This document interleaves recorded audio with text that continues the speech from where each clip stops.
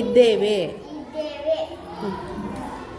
ಅಪ್ಪ ಕೆಲಸಕ್ಕೆ ಹೋಗುತ್ತಾರೆ, ಅಮ್ಮ ಮನೆಯಲ್ಲಿ ಕೆಲಸವನ್ನು ಮಾಡುತ್ತಾರೆ, ಅಜ್ಜಿ ಮನೆಯಲ್ಲಿ ಇರುತ್ತಾರೆ.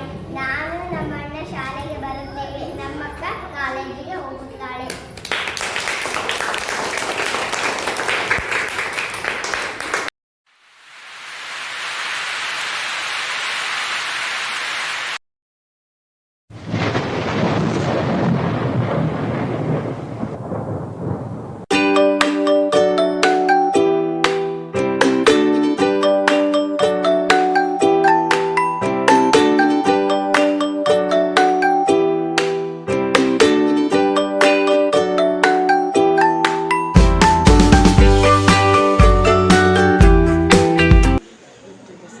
ವೃತ್ತದ ಸಮಯ.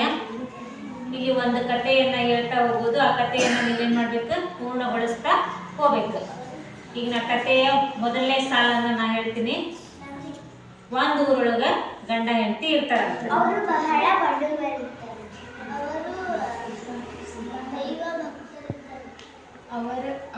ಅವನ ಹೆಂಡತಿ ಕಡೆ 2 ಸೀರೆ. ಒಂದು ದಿನ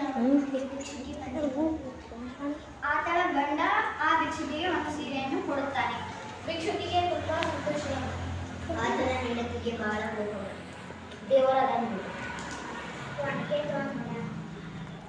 ದೇವರಿಗೆ ಕೂತಲ್ಲಿ ಭಗವಂತ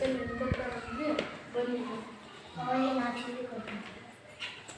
ದೇವರಿಗೆ 2 ಸೀರೆಗೆ 4 ಸೀರೆ ಕೊಡ್ತಾನೆ.